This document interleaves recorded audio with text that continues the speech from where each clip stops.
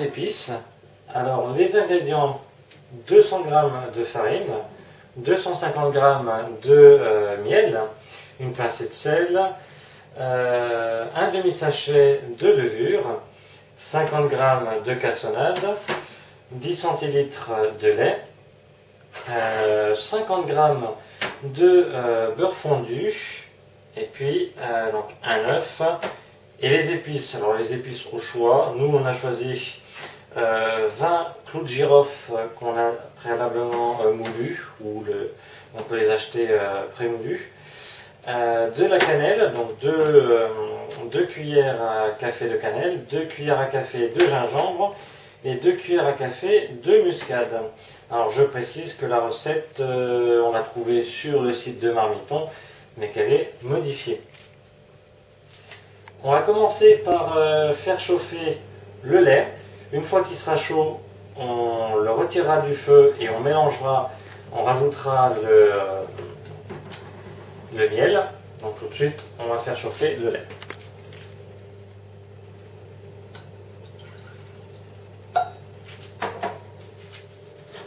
Donc les 10 centilitres de lait sont chauds, je les verse dans un saladier et je vais rajouter les 250 g de miel.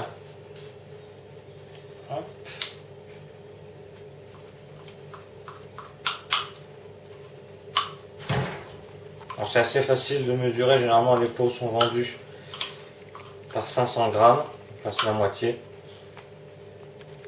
Pas besoin de mesurer. Voilà. Et bien le délayer donc dans le lait chaud.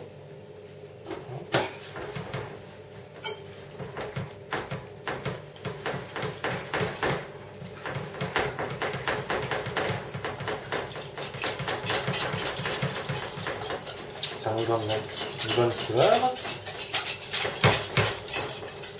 On rajoute à ce mélange le beurre fondu, donc les 50 g de beurre fondu.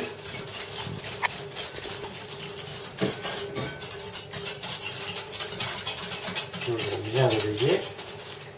Et puis les 200 g de farine qu'on rajoute petit à petit pour éviter les grumeaux.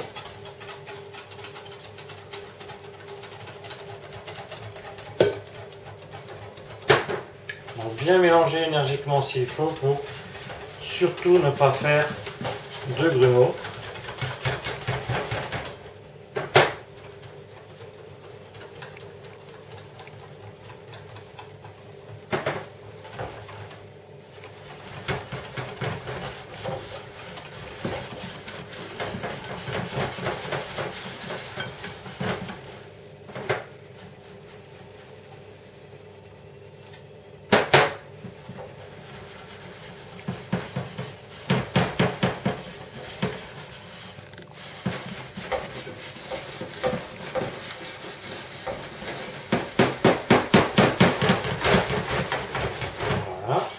Donc après c'est très simple, on rajoute les autres ingrédients, tout simplement.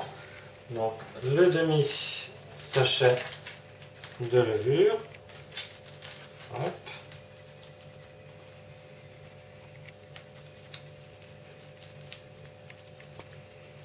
Voilà. Toujours bien mélanger.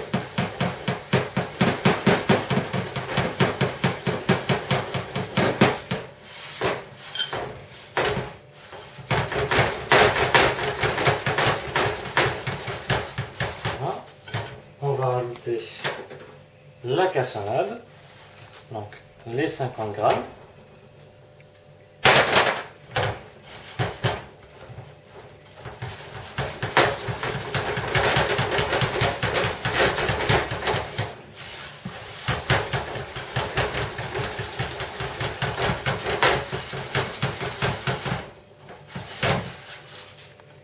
Un œuf.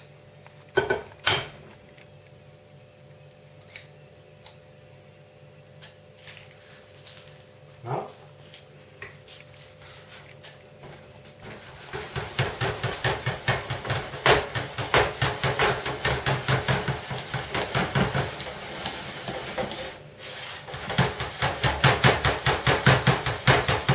le fait de bien mélanger assez énergiquement va vous permettre que le pain d'épices monte comme un cake. Justement, c'est exactement la même chose. Une pincée de sel. Hop. Voilà. Et donc après, on va rajouter nos épices. Alors ici, on a choisi donc les clous de girofle, la cannelle, gingembre, muscade. On peut rajouter aussi des zestes d'orange. Et puis pour les autres ingrédients possibles, les autres épices, eh bien, vous verrez à côté de la vidéo, vous avez différentes épices que vous pouvez mettre. Donc alors la cannelle, 2 cuillères à café.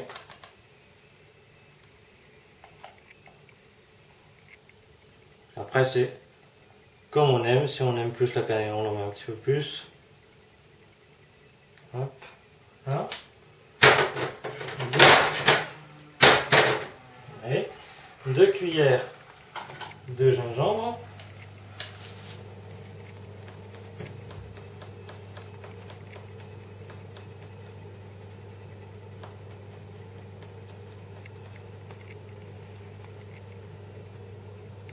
S'il m'en reste.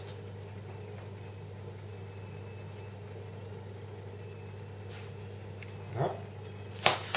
Et 2 cuillères à café de muscade.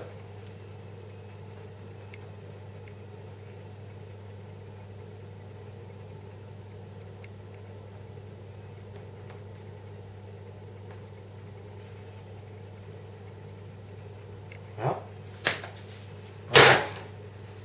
Donc bien évidemment, bien mélanger.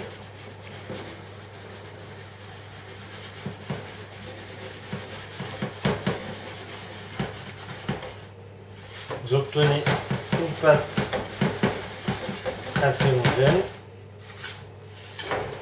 assez onctueuse.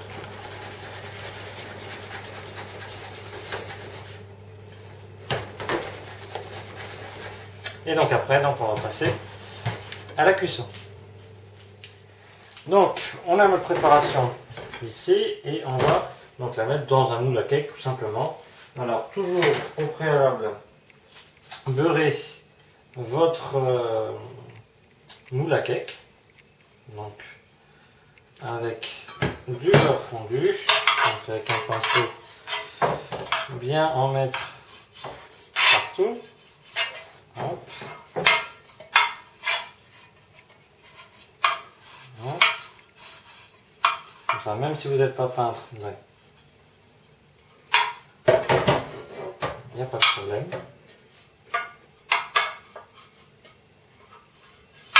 Voilà. Alors le surplus, on retire. Voilà.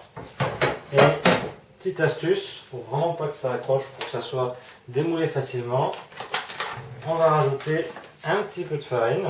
On va après tapoter un petit peu partout pour qu'elle se mette vraiment aussi sur les côtés. Alors là j'en ai vraiment fini, mais c'est pas grave, pour monter le principe.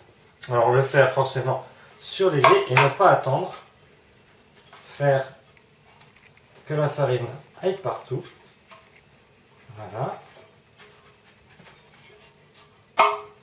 Hop. Voilà. Et retirer le surplus. Voilà, comme ça, vous avez votre moule beurré et fariné. Et on va pouvoir mettre la préparation dedans. Hop. Voilà.